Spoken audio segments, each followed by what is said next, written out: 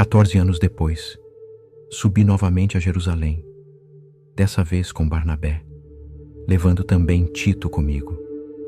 Fui para lá por causa de uma revelação e expus diante deles o evangelho que prego entre os gentios, fazendo-o, porém, em particular aos que eram mais influentes, para não correr ou ter corrido inutilmente.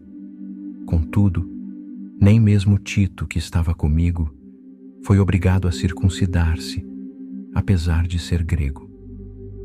Essa questão surgiu porque alguns falsos irmãos infiltraram-se no nosso meio para espiar a liberdade que temos em Cristo Jesus, com o fim de nos reduzir à escravidão.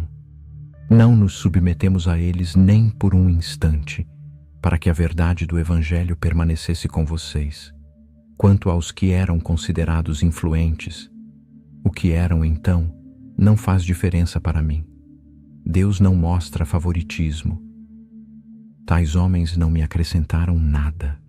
Pelo contrário, reconheceram que a mim havia sido confiada a pregação do Evangelho aos incircuncisos e a Pedro aos circuncisos. Pois Deus, que operou por meio de Pedro como apóstolo aos circuncisos, também operou por meu intermédio para com os gentios. Reconhecendo a graça que me foi dada, Tiago, Cefas e João, considerados colunas, estenderam a mão direita a mim e a Barnabé em sinal de comunhão. Eles concordaram em que nos dirigíssemos aos gentios e eles aos circuncisos. Somente pediram que nos lembrássemos dos pobres, o que fui diligente em fazer. Quando, porém, Cefas veio a Antioquia, eu me opus a ele cara a cara, por sua atitude condenável. Pois antes de chegarem alguns da parte de Tiago, ele comia com os gentios. Quando, porém, chegaram, afastou-se e separou-se dos gentios, por medo dos que eram da circuncisão. Os demais judeus também se uniram a ele nessa hipocrisia, de modo que até Barnabé se deixou levar pela hipocrisia deles. Quando vi que não estavam andando de acordo com a verdade do Evangelho, disse a Cefas, diante de todos: Você é judeu, mas vive como gentio, não como judeu. Portanto, como pode obrigar os gentios a viverem como judeus? Nós, judeus de nascimento, não gentios pecadores, sabemos que o homem não é justificado pelas obras da lei, mas sim pela fé em Jesus Cristo.